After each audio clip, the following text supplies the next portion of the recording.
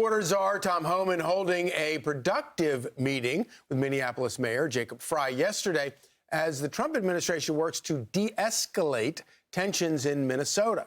It comes as a man rushed Congresswoman Ilhan Omar during that town hall meeting, spraying her with some unknown liquid. Her team says it was in a syringe, as she called for DHS Secretary Kristi Noem to resign. Matt Finn joins us live in Minneapolis with the very latest details. Good morning, Matt. Good morning, Griff. This was the Congresswoman's first town hall of the year, and there was, a lot of interest in it on the ground here because she was talking about the immigration crisis. We had a crew there, a lot of people paying attention to what she was going to say, and then suddenly it was interrupted by this man who sprayed the Congresswoman with some type of liquid. DHS Secretary Kristi Noem must resign or face impeachment.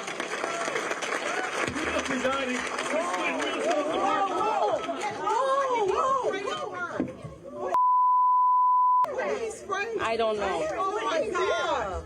Oh my God! Oh my God! He sprayed something on her. I need a napkin to know nothing. No, we'll go.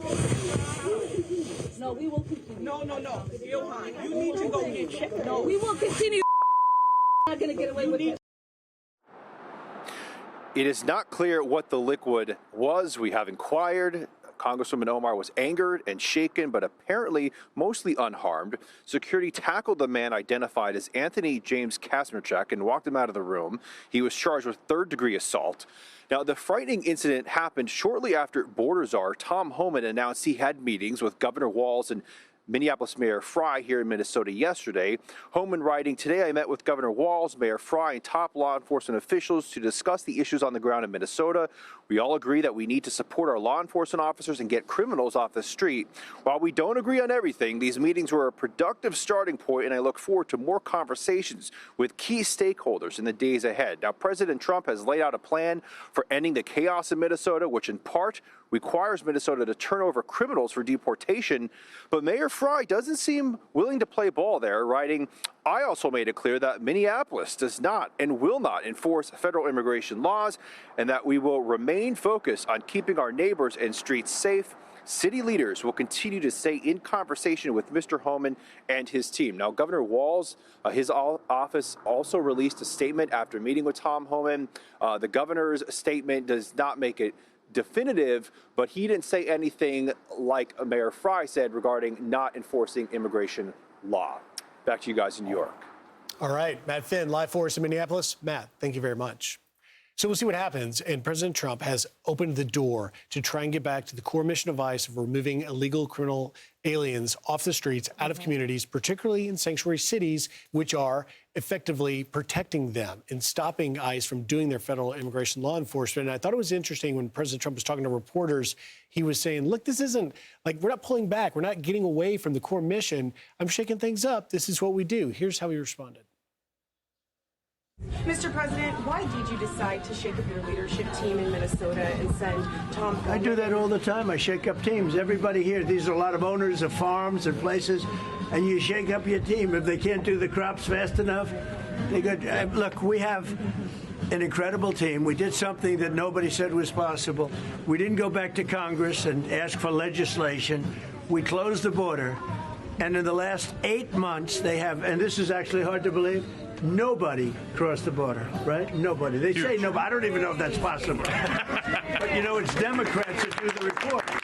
He's not wrong about that. Nobody crossed the border. Yeah. He fixed that like that, and he did it without legislation, and he did it by sheer will. And the reason he has to send in Tom Homan is because someone else opened the border in the last administration, and his federal agents have to go in there and find these illegals that cross the border and are committing crimes and have charges against them, some bad charges, mind you. So Donald Trump says he plans to de-escalate the immigration situation in Minnesota a little, he says. First step to change is obviously to replace Greg Bovino with Tom Homan.